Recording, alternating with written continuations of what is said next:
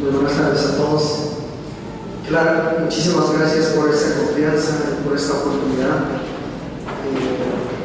La verdad me siento muy honrado por tener la oportunidad de compartir con ustedes esta mesa.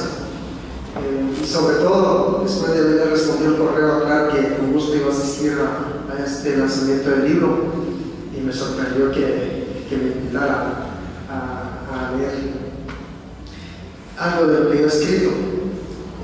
Lo mío no, y también avanzo, por supuesto, muchas gracias, y de verdad quiero felicitar por ese esfuerzo de seguir apoyando la difusión de pensamientos críticos y alternativos en el país. Lo mío no es quizá algo relacionado directamente con el libro, pero considero que puede ser ese contexto que permite entender más allá de las formalidades de algún libro, de dónde sale el libro, ¿verdad?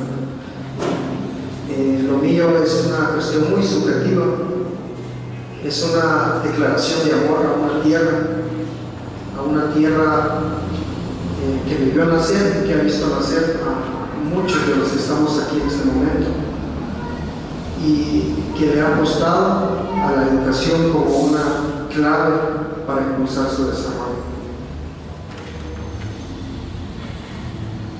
Voy a leer un texto, espero que no me lleve más allá de 10 minutos. Voy a empezar con un poema que yo escribí, que es el texto original que está en el blog en agustinortiz.wordpress.com. Voy a leer una versión un tanto resumida que hace una semana fue publicada en la revista Contrapoder, porque de alguna forma les gustó también el texto, ¿verdad? Entonces, empieza así. Milagro es un punto inexorable en el mar de clorofila tropical. No se presta a maldades. Todos los caminos de mi pueblo conducen hacia él, pero ninguno es escapatoria. El mensaje en este poema es cómo Santa María Tejada me ha atrapado y me atrapó esa energía, y de alguna forma hizo que naciera en esa tierra. Ahí está. Volvimos a Guatemala arrastrando 12 años de exilio y refugio en México. Volvimos casi resignados a la idea de haberla perdido para siempre. El día que la vi por primera vez, el día que la conocí, supe que papá y mamá no me lo habían pintado. Era tal cual, la imaginaba desde siempre, vasta y profunda, inoxidable en el mar de clorofila. Ese día llegamos con mi papá en plan de casi clandestinos. Aún no teníamos claro cuál iba a ser la reacción de las personas que se quedaron en el país y vieron la otra cara del conflicto, por lo que preferimos tomar nuestras precauciones. Los únicos en quienes confiábamos para entonces era mi tío Alejandro y su familia. A ellos los capturó el ejército mientras huíamos en la selva, unos meses después de la incursión aquel 13 de febrero de 1982. La gente que se quedó viviendo el arraigo bajo el dominio del ejército y su política de seguridad y control, y tuvo que adaptarse para sobrevivir. Con el tiempo, muchos adoptaron la doctrina militar. Ese fue el caso de los primos de mi papá, que luego de ser sometidos a las patrullas de autodefensa civil PAC y prestaron servicio militar, cambiaron su forma de vernos. A los que nos exiliamos en México, a lo mejor nos veían como los traidores. La guerra aún no cesaba. Era frecuente oír los combates en la lejanía de la selva. En el área aún estaban activos varios destacamentos del ejército. En nuestro trayecto temíamos que hubiera un retén militar por el lado de la guerrilla En ocasiones detenían los vehículos y compraban mercadería adquirida por las personas en la cabecera municipal. Luego desaparecían en un cerrar de ojos entre los matorrales. Para 1993, pocas aldeas se conectaban por medio de una carretera con la cabecera municipal. La mayoría eran caminos de terracería a base de balastro. Así que para llegar tuvimos que caminar poco más de una hora desde San José la 20, la última aldea donde llegaba la carretera. Calculo que serían unos 12 kilómetros de camino. La gente llevaba cargas y mercaderías en caballos o mulas, únicos expertos para sortear el lodo. A mis 13 años, el mejor par de zapatos que había conocido eran unos tarugos de hule, que hicieron de mis días somos todos terrenos. Papá caminaba deprisa y yo siempre intentaba marcarle el paso. Casi no hablamos como lo hacíamos normalmente en nuestras caminatas. Si bien ya conocía la selva de México, la que se abría frente a nosotros era totalmente distinta. Cantos de pájaros, chasquidos de chivistos resquebrajándose bajo los pasos de alguna lagartija en pleno escape. Todo era nuevo para mis oídos y mis ojos. Estaba perplejo, pero el compás de papá me decía que ya habría tiempo para contemplar con detenimiento más adelante. Llegamos a un claro que se extendía en la lejanía sobre arbustos y árboles frutales más pequeños. Era la señal. Por fin conocía a la de las historias de papá y mamá, la de las conversaciones nocturnas después de cenar alrededor del fogón. Su nombre provenía de la unión de dos términos, una en castellano, Santa María, en alusión al Día de la Cruz, que se celebra el 3 de mayo, y otro, un vocablo quiché castellanizado, que es tzijá, literalmente perro de agua, pero que se traduce como nutrias, lo cual sería Santa María de las Nutrias. Hacia 1970 la aldea fue fundada en Ixcal-Quiché por un grupo de campesinos del altiplano quichelense de la mano del cura español Luis Burgerán.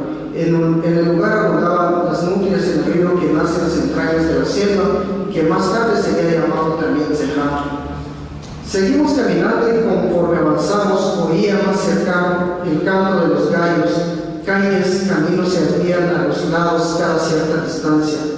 Tomamos una de las veredas que seguía el curso de lo que en el plano original sería una amplia calle. Cruzamos en un puente de hamaca un pequeño río, más tarde supe que se llamaba Yarcón. Llegamos a un área despejada, la vieja iglesia de paredes de tabla y techos de láminas de zinc, la tienda de la cooperativa, un viejo salón sin paredes y varias casas en sus alrededores. Eran indicios de que estábamos en el centro de la aldea. No había nada más que la tienda y el espacio que brinda el salón sin paredes, donde por la tarde, después de un día de trabajo en el campo, hombres, niños y mujeres y ancianos se reúnen para ver largos juegos de canicas y trompos. Entre las pocas casas que estaban en el centro destaca la de la familia Botón, donde operaba un molino de Bustamante, la de la familia Kush, que si no recuerdo mal tenía una tienda, y la de mi tío Alejandro. Llegamos. Ellos nos esperaban. Todo parecía una fiesta, como si se tratara de recibimiento de una comitiva. Grandes muñecos de tortillas se apilaban en un canasto. No conocía quién era quién, lo único que sabía es que eran mis primas y mis primos los que terminaban de preparar los gallos que serían nuestro almuerzo cena. Nos presentamos, platicamos, lloramos, reímos, preguntas, exclamaciones, asombros, complicidades. Por momento todos queríamos hablar al mismo tiempo. Había mucho que decir y escuchar. Fueron 12 años de ausencia, de incertidumbre, de silencios. Casi al anochecer mi tío nos llevó al lote. Nuestro lote es el número 24 y se ubica justo en la entrada de la aldea. El olor a nance y azafrán invadía en el lugar. Habían árboles de guapinol, cacao, naranjas, limas, limones, guanábana, pomarosa y guayabas. Tras el control del ejército sobre la población, muchas familias ajenas a la aldea fueron traídas para evitar las tierras abandonadas por los que vivimos. Nuestro lote fue acaparado por uno de los primos de mi papá. Para bien más que para mal, no hizo nada más que acapararlo. Los naranjales plantados hacía 12 años estaban en pie y bien cargados. La plantación de café seguía produciendo, pero por ahora era lo nuestro y nos dio nostalgia solo verlo. Papá me hizo un mapa de los movimientos previos y durante la incursión del ejército. Me mostró la ubicación de nuestra casa, que luego fue quemada, y me narró cómo salvó a su caballo blanco mientras sentía el calor de las balas pasarle sobre la cabeza. Entrada la noche, una fuerte lluvia empapó el lugar. Recuerdo lo que me escribiste en tu carta. Algún día tendremos la oportunidad de conocerlos. Y hoy llegó este día. Mi tío interrumpió la plática. Ya ves, siempre hay que tener fe, agregó. No recuerdo con exactitud ahora, pero creo que cursaba tercero primaria cuando recibimos la visita de la antropóloga chilena Beatriz Mans en Uchumatán, Quintana Roo. Escribí una carta a mano a nombre de mi familia para mi tío Alejandro. Para entonces ya sabíamos que había sobrevivido a la captura y posterior tortura por parte del ejército durante 6 meses que fueron detenidos en la base militar. Él era catequista y lo fue hasta el día que murió en 2004. De esa carta hablaba mi tío, donde le expresé mi esperanza de que un día nos reencontraríamos. Esa noche no dormimos, platicamos de la huida, el día que llegó el ejército, de los empates de una vida en la intemperie durante año y medio y del exilio. Hablamos de todo un poco. Pasada medianoche comenzamos a pensar en el regreso. Cerca de la casa, un grupo de evangélicos cantaba y alababa desde el anochecer. El volumen de su ruido no nos distrajo. En cambio, sí estábamos atentos de cuando se callaría. Habíamos optado por servir a los predicadores para que nos guiaran hasta San José la Bella. Concentrados en nuestra plática, no nos preocupamos por el reloj. Nuestra señal de salida era cuando se callaran los evangélicos, y así fue. Quizás era la 1 de la madrugada cuando lo hicieron. Con una linterna en mano partimos luego de los abrazos. No teníamos noción del tiempo. Pensar en la hora era lo de menos para nosotros en ese momento. La lluvia había cesado, pero su paso no fue en vano. El camino se tornó fangoso. Con una linterna era difícil abrirse camino en la oscuridad. Los evangélicos, acostumbrados más que nosotros a esos caminos, se movían rápido. Fue difícil darles alcances. Mis pies se metían y el lodo por ratos me llegaba a casi la rodilla, hasta casi la rodilla. Mis tarugos no eran tan todo terreno. Tuve que sacarlos con las manos varias veces de lodo. Papá iba más adelante que yo. Comenzó a impacientarme al no poder darles alcance a los evangélicos. Fue en ese momento cuando tuve miedo. Pensé que nunca saldría del atascadero o que algún grupo de soldados podría aparecerse en cualquier momento. Me puse a llorar. Papá me tranquilizó. Optó por no seguir a los evangélicos y caminar a nuestro ritmo. Nos dimos cuenta que nuestro error no fue no fijarnos en la hora. Por fin llegamos a las inmediaciones de San José la Virgen. No había cantos de gallo. La oscuridad era espesa. Faltaba mucho para el amanecer. Nos detuvimos cerca de un arroyo. Papá acostumbraba llevar consigo un poco de azúcar en el vaso. Tomó agua del arroyo, le puso azúcar y me dio de beber. Me dijo que nos quedáramos allí hasta que amaneciera, que esperáramos el canto de los gallos. Nos recostamos en la arena. Papá apagó la linterna. La oscuridad nos cubrió. No lograba distinguir nada. Casi podía oír nuestros corazones latir. Me quedé dormido hasta que papá me despertó. Un perro ladra en la lejanía. Es hora de irnos. Salimos al camino. Estábamos a 1 kilómetro del punto donde se toca el carro. El alba comenzaba a pintar la silueta de la vegetación. Los gallos cantaban. Un motor de nixtamaque rompía el silencio. Cuando llegamos al punto, mucha gente esperaba el vehículo. Ahí estaban los evangélicos con sus guitarras a la espalda. Se habían cambiado las botas de hule por mocasines y llevaban ropa limpia. Nosotros parecíamos espantapájaros.